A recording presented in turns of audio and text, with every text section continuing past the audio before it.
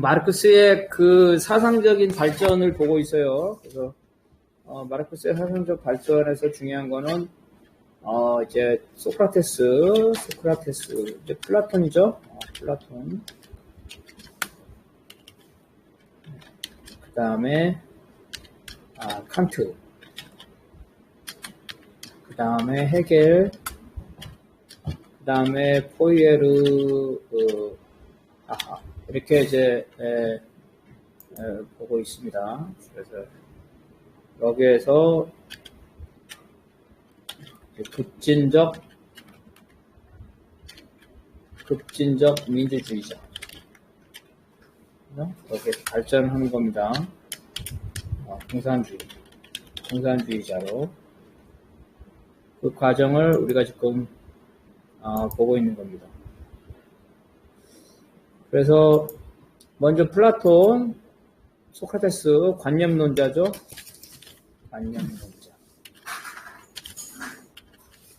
관념론자고 동굴의 그림자를 얘기했죠. 동굴의 그림자. 일반인은 어때요? 무식해가지고 이 그림자가 불빛에 휘날리기 때문에 뭔지를 알 수 없다고 그랬죠. 본질, 이데아죠. 본질을 일반인은 불가능하다.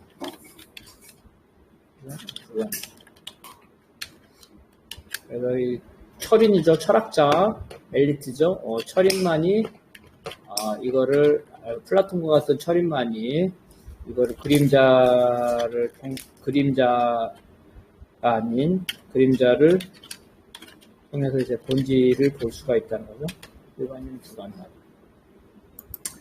칸트의 특징은 신, 형이상학, 즉 신의 문제는 어때요? 이성의 문제가 아니라 그랬죠? 이성과 논리의 차원이 아닌 윤리의 차원이라서 윤리의 차원, 믿음의 차원이라는 거죠. 믿음. 그래서 소크라테스, 플라톤보다 한 단계 발전했죠. 소크라테스는 유일신, 만물을 창조한 신의 개념 하는데 칸트는 그런 만물을 창조한 신, 이건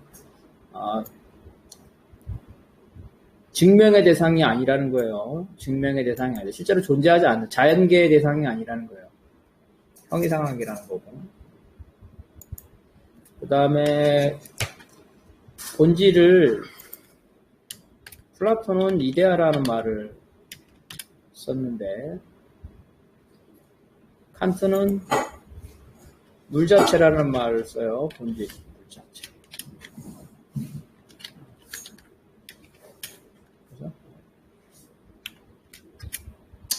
그래서 물자체는 그 현상을 통해서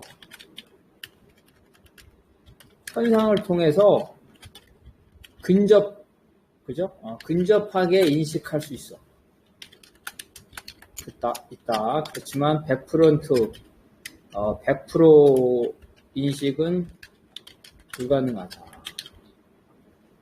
그래서 현상이 아니라, 현상 차원이 아니라 선험적인, 그죠? 선험적인 지식 혹은 판단, 그죠? 이런 거를 통해서 인식할 수 있다. 헤겔은 본질과 현상이죠. 본질과 현상. 헤겔의 특징은 플라톤이나 칸트는 이 본질, 현상을 통해서 본질을 100% 아는 게 불가능한데 헤겔에 와서는 현상이 본질을 반영한다. 이렇게 반영이면 거울이라고 생각해요. 거울. 그래서 현상을 통해서 현상을 잘 분석하면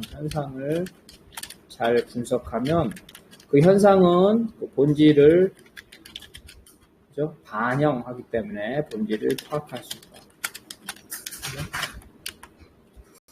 이 해결 차원에 와서 플라톤이나 칸트의 부분에 일정한 불가지론주의죠. 일반적 이성으로 본질을, 진리를 규명할 수 없다는 그런 불가지론을 극복하면서 해겔은 바로 이 현상을 통해서 현상을 잘 분석하면 현상이 본질을 반영이라는 건 뭐야? 닮았다 이런 거야. 현상이 닮았다. 플라톤은 그랬죠. 동굴의 그림자가 막 흔들려. 불빛이 햇불이 흔들리니까. 그래서 그림자는 이 현상인데 본질과 닮지 않죠. 외형적 닮음이 없어. 너무나 알 수가 없어. 원래 이 본질이 개인데 이 햇불이 흔들리기 때문에 흔들린 햇불에 따라 그림자도 막 흔들려. 개가 됐다가 뭐 오리가 됐다가 닭이 됐다가 그래가지고 그렇게 되는데 그게 아니라 해겔은 현상이 본질을 닮았어. 딱 우리가 생각한다 이렇게 되죠. 흔들리지 않는 전등 불빛, 그죠? 흔들리지 않는 전등 불빛에 개의 그림자가 딱 비치는 거야. 아, 다리가 4개, 몸통이 있어. 그러면 뭐 개나 호랑이나 이런 게 되겠죠. 근데 만약에 거울이라면 그림자가 아니라 거울이라면 현상을 통해서 본질을 알 수가 있겠죠. 이렇게 되는 거고. 근데 해겔은 이러한 본질의 발전 과정을 어떻게 했어요? 의식의 발전 과정. 그래서 이게 최고로 발전하는 게 절대이성이라고 했죠. 절대이성. 변증법적으로. 어떻게? 정반합. 자기를 부정하죠. 씨앗이 자기를 부정해서 자기를 파괴하죠. 씨앗이 자기를 파괴해서 어떻게 싹이 나오죠. 싹이 나오죠. 이 싹이 또 줄기가 나오고 계속해서 이렇게 발전하는 거죠. 나중에 열매가 나오고 이런 발전 과정. 그래서 의식이 정신으로 가고 이게 이성이 돼서 사상 체계로 가고. 그래서 이것들이 관념론이죠. 관념론. 의식의 발전 과정이니까 관념론. 그리고 타자와 환경과 상호작용을 해야 되는데 타자와 환경과 상호작용을 해야 되는데 그죠? 작용을 해야 하는데 해겔은 어때? 의식의 자기 발전 과정. 의식의 자기 발전 과정. 자기 혼자 발전한대. 타자와 환경과 상호작용을 해야 되는데 이런 관념론적인 거죠. 그리고 해겔은 신을 어떻게 해요? 절대이성. 신이 존재해. 근데 그 신이 뭐야? 절대이성이라. 그래서 이걸 어떻게 됐어? 이거는 자, 칸트는 신에 관해서 인간의 증명 대상이 아니라고 얼버무렸죠. 그런데 해겔은 신을 절대이성이라 했어. 절대이성. 즉 뭐야? 존재가 아니죠? 자연적 존재가 아니야. 만물을 창조한 인간처럼 생긴 자연적 존재가 아니야. 부처님 인간처럼 생겼죠? 그런 자연적 존재. 하나님 인간처럼 그리죠? 그런 자연적 존재가 아니야. 사실상 유물론으로 발전하는 거예요. 계속해서. 해겔은 신의 존재에 대해서 증명 대상이 아니라 회피했지만 해겔은 그 신을 절대이성, 자연적 존재가 아니다. 이렇게 한 거죠. 자, 포이에바로에서 어떻게 했어? 신은 인간이 신을 만든 게 아니라 신이 인간을 만든 게 아니라 신은 인간이 만들었다. 그죠? 신을 부정하죠? 그리고 유물론이죠? 유물론. 신이라는 건 존재하지 않아. 정신이라는 건 존재하지 않아. 정신은 두뇌죠? 두뇌의 기능, 물질의 기능. 그래서 감각과 이성을 종합한 게 포이에바르죠. 그래서 포이에바의 인간. 포이에바르가 바라보는 인간은 유적 존재인데 이 유적 존재는 호모 사피엔스 주로 생물학적 존재 그리고 개인적 존재죠. 개인적 존재. 그래서 인간은 보편성을 가지고 있어요. 보편성. 어떤 보편성? 신체적 공통성. 그 신체적 공동성이 있는데 그 중에서 그 신체적 공동성으로 인해서 뭐가 나와요? 가장 중요한 게 언어. 그렇죠? 언어. 음성기관이죠? 음성기관. 음성기관을 공통으로 하고 있어요. 음성기관. 즉, 언어를 갖고 있어. 언어의 보편성. 그죠? 언어의 보편성. 그래서 이 사유의 보편성을 가지고 있고, 인간이 나 혼자가 아니라 인간이 종적 존재. 그죠? 종적 존재라는 것을 인식하는 거죠. 그래서 종적인 공동체. 타인과 타인과의 종적인 공동체죠. 그래서 사랑의 공동체. 공산주의를 사랑의 공동체라고 한 거죠. 이 사랑이라는 건 뭐예요? 유사성, 공통성. 그죠? 상대방의 고통에서 나의 고통을 보는 거죠. 상대방의 기쁨에서 나의 기쁨을 보고, 인간의 신체적 유사성과 언어적 유사성이죠. 그거를 통해서 연결이 되는 거죠. 그래서 공산주의를 사랑의 공동체라고 보고요. 거기에 대해서 막스가 비판하기를, 인간은 개인적으로 존재하지 않죠. 개인적으로. 로빈스크로 개인적, 그죠? 개인적으로 고립되어 있지 않아. 로빈스크로가 아니다. 고립된 것이 아니라 인간은 어때요? 사회적으로 존재하죠? 사회적. 딴 사람과 공동체를, 가족을 만들고 사회가 있고 국가가 있어. 사회적 존재. 그리고 어때? 인간은 역사적 존재죠? 역사적 존재. 그래서 마르크스는 인간이 생물학적 존재라는 포이에르바하의 규정을 뛰어 발전시켜서 인간이 특정한 사회에 존재하죠. 사회적 존재이고 역사적 존재라는 이거를 인간은 사회적 관계의 총체다. 사회적 관계의 총체. 이거를 포이에르바흐가 발견한 거 못했죠. 사회, 국가 이거를 발견하니 포이에르바흐는 이거를 무시하고 단순히 개인적인 인간이죠. 사회 국가는 뭐가 있어? 사회 국가는 바로 우리가 공통의 인간으로서 사랑의 공동체, 그죠? 사랑의 공동체를 만들지 못하도록 하는 거죠. 인간과 인간이 사랑으로 엮어져야 되는데, 남녀 간의 사랑뿐만 아니라 형제적 사랑, 자매적 사랑으로 이끌어져 사랑의 공동체를 못하도록 하는 게 있어요. 바로 뭐냐면 계급, 신분, 사유재산 이런 게 있다. 이런 거가 있죠. 이런 것이 있는 동안에는 인간은 불평등하고 부자유하죠. 사랑의 공동체가 될 수가 없어. 그래서 포이에르바흐가 생각하고 인간은 관념적 인간이고, 현실의 인간은 항상 특정 사회와 국가에 있어요. 루소가 뭐라 그랬어요? 루소가 재산이 없는 자는 자유롭지 못하다. 자유롭지 못하다. 왜 자유롭지 못해? 재산이 없는 자는? 왜 재산이 없는 자는 왜 자유롭지 못할까요? 살기 위해서 남에게 자기를 판다. 그죠? 자기를 판다. 즉, 노동자가 된다는 거죠. 살기 위해서 남에게 자기를 파는 사람, 8시간을 팔거나, 그죠? 택시 운전사 14시간을 팔죠. 이런 사람이 자유롭겠어요? 그래서 루소는 자유로우려면 평등해야 된다. 자유의 전제는 평등이다. 그래서 인간이 자유로우려면 일정 정도의 최소한의 평등, 즉 일정 정도의 재산을 가져야 한다. 이렇게 주장했어요. 바이르크트의 포이에르바흐는 바로 이러한 인간이라는 개인적인 측면 받지 사회적 측면, 국가적 측면을 보지 못했다는 거죠. 여기까지 우리가 한 거고, 이제는 마르크스가 헤겔 좌파를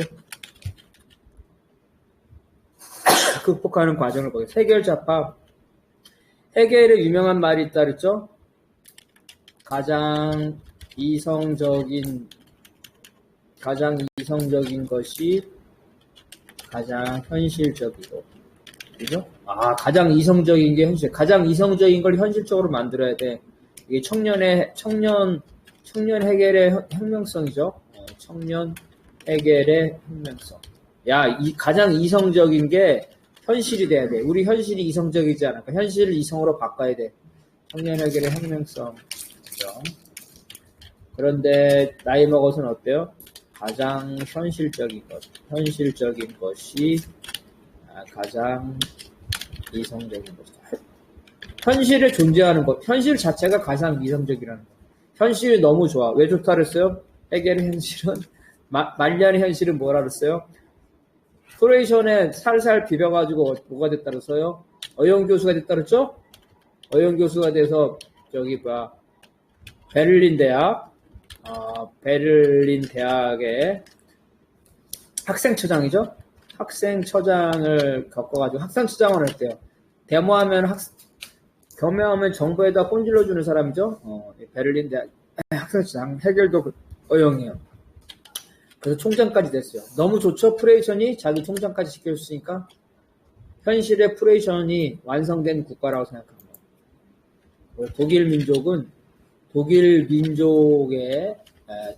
민족의 역사는 지금 현실이죠. 현실의 프로이션에서 끝났어. 프로이션에서 완성됐다. 바로 현실에 존재하는 프로이션이 가장 이성적인. 이게 말년의 어용적인 거죠. 그래서 해결 자파는 이런 것이 아니라 가장 이성적인 게 현실적이라 이거를 가지고 있는 거예요. 그래서 이 청년 시절에 했던 이제 해겔 법철학 비판인데, 마르크스가 해겔 법철학 비판을 이제 합니다. 해겔의 법철학에 대해서. 자, 해겔의 법철학은 우리가 지난번에 한번 했죠? 간단하게만 합시다. 해겔의 법철학은 개인 간의 투쟁을 하죠. 그런데 첫 번째 개인 간의 투쟁에서 통합이 되는 게 뭐라 그랬어요? 가정이죠, 가정. 개인 간에 치고받고 하는데 부부와 자식 간은 그렇지 않죠. 그래서 개인을 극복한 가정이야. 가정인데 어때요? 김씨 가정과 어때요? 이씨 가정이 서로 싸우죠? 서로. 우리 자식 좋은 대학 보내려고 서로 싸우잖아요. 쟤네 집 아이가 더 시험 못 봐야 되는데. 그죠? 김씨와 이씨. 김씨와 이씨가 조화돼서 가정을 극복하는 게 뭐라 그랬어? 사회라고 그랬어, 사회. 그죠? 이 사회. 근데 이 사회 혹은 계층, 사회 계층도, 자, 계급도 좋아요. 부르주아 계급끼리 서로 조화롭지만, 또 노동자들은 힘을 합치만, 노동자와 부르주아는 투쟁을 하죠. 그래서 이러한 계급, 계층 간의 갈등, 이거를 극복해야죠. 이 극복한 게 국가라고 그랬죠. 그래서 국가는 계급과 계층의 대립을 극복한, 그죠? 극복한 통합체다. 국가를 아주 좋게 생각해서 해결은, 근데 막스는 어떻게 해서 국가는 부르주아, 그죠? 부르주아 기구라고 했죠? 부르주아의 이익을 대변하기 위해서 부르주아들이 모아있는 협의체라고 한 거예요. 그래서 해겔 법철학, 그 내용이 그거예요. 해겔 법철학. 이렇게 우파적인 거죠. 국가를 우상화하는 이러한 해겔 법철학의 내용입니다. 항상 국가는 부르주아의 훔치기도 그렇게 이야기를 많이 지금 보는 그러니까 이상한 거 아니라고 생각하죠. 왜? 거짓말 말아요. 국가가 삼성, 재벌, 이건희, 이재용, 재벌 회장도 구속하는데 무슨 국가가 부르주아의 대변기구예요. 이 재벌도 구속시키는 거 보니까 국가는 이 재벌 편이 아니라 재벌과 노동자를 통합하는 거죠. 통합시킨다. 국가가 노동법도 하잖아요. 이렇게 주장할 수 있죠? 그런데 어때서? 국가는 개별 자본가의 이익을 대변해요? 아니면 총자본가의 이익을 대변해요? 아닌 총자본의 이익을 대변합니다. 개별 자본가는 어때요? 이 개별 자본가는 너무 탐욕스러워가지고 어때요? 개별 노동자를 어때요? 죽을 때까지 어때요? 개별 노동자를 어때요? 혹독하게, 그죠? 혹독하게 혹독하게 다룬다. 1830년, 40년 엥겔스, 마르크스 쓴 1830년도 영국 노동자의 삶의 모습에 나오죠. 그렇게 해서 어때? 개별 노동 혹독하게 다니까 어때? 전부 다 노동자들이 어때? 생명이, 그죠? 노동자들의 생명이 단축되죠? 그러니까 총자본의 입장에서 어때? 총자본의 입장에서 총노동이 감소하죠. 총노동이 감소하는 거야. 그래 어때? 노동력을 보존해야 되죠. 총자본의 입장에서 노동력. 그래서 국가가 노동법을 만들어가지고 공장을 자본가들을 조절하는 거예요. 자본가들의 이 단기적인 이익이 아니라 전체 총자본의 이익을 위해서 국가가 개입하는 거예요. 그러니까 삼성도 뭐예요? 삼성이나 이런 재벌 회장을 탄압하는 것도 어때? 하나의 이런 뽐보기를 해가지고 어때? 전체 자본이죠, 그죠? 전체 자본의 그 이익을 대변하는 거예요. 뭐야? 자유경쟁이죠, 자유경쟁. 자유경쟁을 국가가 유지하기 위해서 개별 자본가를 탄압할 수가 있다는 거예요. 자유경쟁은 합리주의죠? 합리주의. 무슨 말이냐면은 미국이나 이런 나라에서는 한국의 재벌이 부정부패를 하면 경쟁의 자유를 침해한다고 생각해요. 경쟁의 자유를 침해한다. 그래서 자유 경쟁의 공정한 조건을 유지하는 것이 총자본의 이익이에요. 총자본의 이익. 근데 어때? 삼성이나 개별 자본가가 자기 자신만의 이익을 위해서 관료를 돈을 주고 매수하거나, 그죠? 부정부패를 하죠? 이것이 전체 총자본의 이익에 반하는 행동이라는 거야. 그래서 국가는 개별 자본가를 탄압하는 것처럼 보이지만 실제로는 전체 자본을 이익을 대변하고 있는 게 국가예요. 노동법은 나온 거는 노동자의 투쟁도 있지만 총노동이 너무나 소모되죠. 어때? 아동노동 8살 애기 노동을 8살부터 노동해. 노동자 수명이 단축되죠. 8살부터 노동하니까 어때요? 애가 자, 기계를 작동해야 되는데 기계 작동법이죠. 기계 작동법이죠. 설명서죠. 설명서를 읽어야 되겠죠. 설명서를 읽어야. 그러면 어때? 교육을 받아야 되죠. 그래서 노동자로서 그죠? 기본 기술과 지식이죠. 지식을 습득해야 돼. 근데 어때? 이 개별 자본가들은 어때? 아이들에게 교육의 기회를 안 주죠. 어릴 때부터 학교 갈 시간도 없어. 그러니까 국가가 어때? 이 아이들을 기계적, 그죠? 기계적 공장제죠. 기계적 공장제 노동자로서 어때요?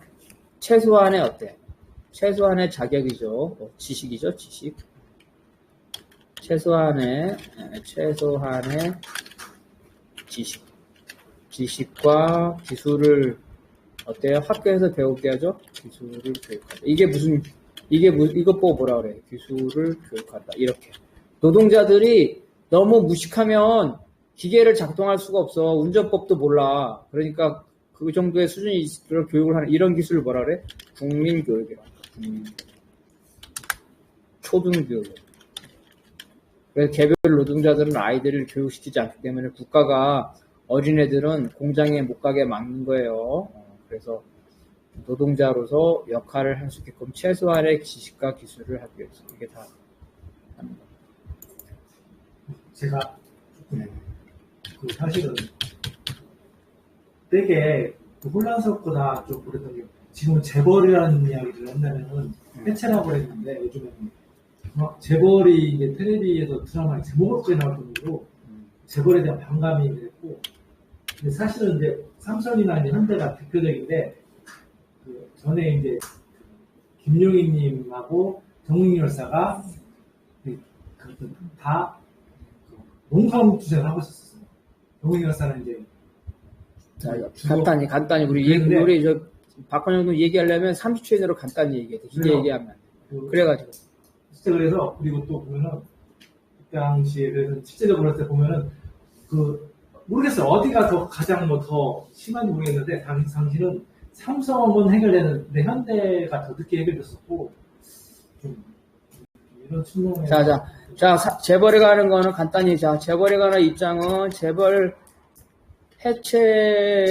해체론과 활용론이 있죠. 재벌을 해체하자는 입장과 재벌을 국유화하자는 입장이 있어. 왜 재벌을 해체하냐? 재벌이 경쟁력이 있는데 국유화하는 게 좋다. 이런 입장론이 있어. 이건 나중에 토론하면 될 것 같아요. 자, 요거 한계남 동재 읽어봅시다. 해결법 철학 비판 서설은 1844년 2월 독불연보에 게재되었다. 마르크스는 이 저서에서 독일에 있어 종교 비판은 본질적으로 끝났다고 선언하였다. 그리고 종교 비판은 모든 비판을 전제라고 선언하면서 독일의 국가와 법제도를 본격적으로 비판하였다. 파리에서 프롤레타리아트와 그 혁명적인 문헌들을 접한 마르크스는 이 책에서 인간 해방은 대표적으로 억압받고 있는 노동자의 해방에 의해 실현될 수 있다고 본다. 자, 독불연불 중요하다 그랬죠. 라인 지방이죠. 라인 지방에 어때요? 독일과 그 프랑스의 국경 문제죠. 국경 문제. 서로 충돌하고 있죠. 즉 민족 문제. 우리로 치면 독도 문제야. 그래서 독도 문제를 어떻게 이 민족 문제죠. 독도 문제를 어떻게 잘 해결할 것이냐 그래서 한국과 일본의 진보적 지식인이 모여서 만든 잡지. 그런 거야 마찬가지로. 라인 지방의 국경 문제, 독일과 프랑스의 민족 문제를 해결해서 독일과 프랑스의 진보적 지식인이 만든 잡지죠. 이게 독불연보라는 거예요. 이와 같이 사회주의자, 공산주의자가 민족 문제를 등하시했다는 건 잘못된 거라 그랬죠. 특히 1844년 독일에서 1866년에 북독일 제국이 생기고 1871년에 독일 제국이 되는데 바로 1871년 독일 제국으로 해서 독일이 통일이 되어 오스트리아를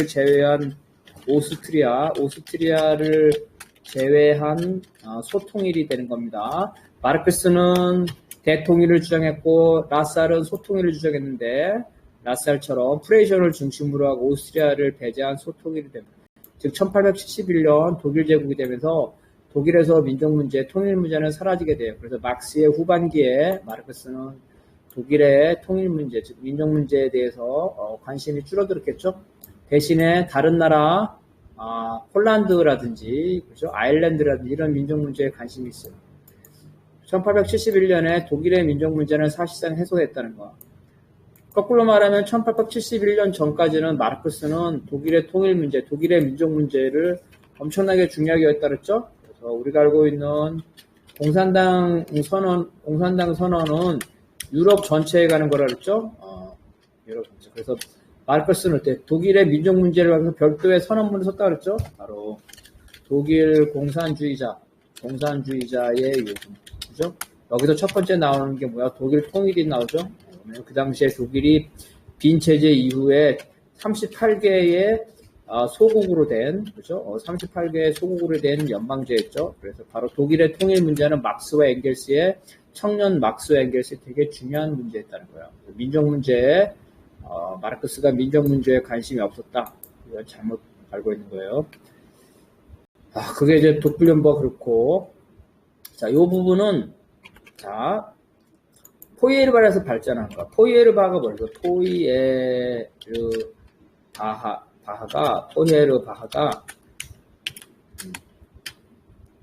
인간이 신을 만들었다 그러죠? 인간이 신을 만들었다. 왜 만들었어, 인간이, 그죠? 자, 개별적인 인간이, 어때요? 신우애락, 생로병사, 그죠? 너무나 한계가 많죠? 한계가 많아. 그래서 불완전해. 그죠? 불완전해. 그래서 이러한 한계를 극복한, 그죠? 완전한 인간이죠? 완전한 인간을 신이라고 상정한 거예요. 신이라고 하고, 자신과 비슷하게 그렸죠? 하나님, 예수님, 부처님 다 인간처럼 생겼잖아. 비슷하게 그렸죠. 그래서 포이에르 바에 따라서 이제 문제를 알았어. 신이 인간을 만든 게 아니라 인간이 신을 만든 거야. 그리고 인간이 왜 신을 만들었냐면 인간의 삶, 인간의 현실, 그죠? 인간의 현실이 너무나 부족하고, 그죠? 너무나 부족하고 참담하기 때문에 이거를 벗어나기 위해서 이상적인, 그죠? 이상적인 천국이죠? 천국과 그 천국을 실현하고 거기를 심판하는 절대적인 존재, 신을 생각한 거죠? 절대적인 존재. 왜 종교가 생겼냐? 바로 현실의 문제점이 있어서 종교가 생겼구나. 그러면 어때? 종교 비판이 끝났으면 현실의 문제점이 생겨서 종교가 있었으니까 그 어떻게 돼? 그러면 이제 현실의 문제를 해결해야 되겠구나, 이거. 그래서 종교 비판의 끝은 현실 비판의 시작이다. 그죠? 아주 유명한 말이에요. 바로 이거죠. 현실 비판의 시작.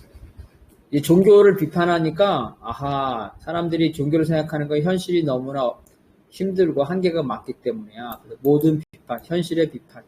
이제는 현실을 비판하는 뭐가 돼? 인간을 억압하는 게 바로 뭐야? 국가와 법제도, 계급, 계층, 신분이죠. 바로 이제 이 현실을 비판하게 된다는 거예요. 그 다음에 인간이 해방이 돼야 돼. 인간이 해방해야 돼, 인간. 근데 인간은 어때? 마르크스. 그 다음에 인간은 어때? 항상 특정한 역사적, 사회적 환경에 처해 있단 말이야, 환경. 다시 말해서 인간은 어떤 인간이야? 예를 들면, 로마에 있는 노예. 그죠? 고대 사회 노마, 이 노예 해방이죠. 이게 해방이 돼야 돼. 그리고 중세에서는 어때? 중세에서는 장원에 있는 농노죠? 자기 딸을 시집 보려고 하는데 첫날 밤을 사위와 보내는 게 아니라 누구랑 보낸다고요? 영주랑 보내야 돼. 그런 말도 안 되는 세상이 어딨어. 그 농노를 해방해야 돼. 그러니까 노예도 해방해야 되고 농노도 해야 되고 자본주의에서는 어떻게 돼? 자본주의에서는 노동자를 해방해. 그래서 이 역사는 인간 해방의 역사라는, 그래서 어떤 구체적인 인간은 해방되는 어떤 인간? 노예가 해방되었고, 농노가 해방되었고, 노동자가 해방됐다는 거. 그래서 오늘날 자본주의 사회에서 인간 해방이라 하면, 오늘날 자본주의 사회에서 인간 해방이라 하면 어떤 인간이야? 고통받는 인간이죠? 고통받는 누구? 노동자. 노동자를 해방하는 거. 첫 번째 해방. 이게 첫 번째 해방이죠. 주요한 해방이죠. 자, 부차적인 해방은 뭐야? 부차적인 해방은 어때요? 자유 경쟁에서 살아남기 위해 어때? 다른 자본가를 어때요? 그죠? 자본가를 누르기 위해서 어때요? 노동자를 착취해야 되죠? 노동자를 착취해야 하는 자본가를 해방시켜준다. 자본가를 해방시켜준다고 무슨 말이야? 착취할 수밖에 없는 존재. 그죠? 여러분이 자본가야. 박건영 동지 자본가야. 노동자한테 잘해줄 수 있을 것 같아? 다른 공장 만들어야 되는데 다른 공장하고 기업하고 경쟁해. 월급 많이 주면은 안 되지. 상품 가격이 올라가지고 다른 자본가한테 지지. 그러니까 어때? 다른 자본가한테 이기려면 어때? 가격을 낮추려면 노동자를 착취해야지. 그래서 이 자본가라는 존재는 타인을 착취할 수밖에 없는 얼마나 불쌍한 존재야. 두 번째 해방은 바로 착취해서만 살아갈 수밖에 없는 자본가를 해방하는. 그래서 바로 노동자와 자본가를 모두 다 해방하는 건 바로 뭐야? 이 자본주의 착취제도죠. 자본주의 착취제도를 폐지하면은 착취당하는 노동자와 착취해야만 하는 자본가를 모두 다 해방하겠다. 바로 이것이 인간 해방. 바로 자본주사에서 인간 해방이라는 것은 주요하게 노동자의 해방이라는 거죠. 자, 이거는 박관우 동지를 봅시다.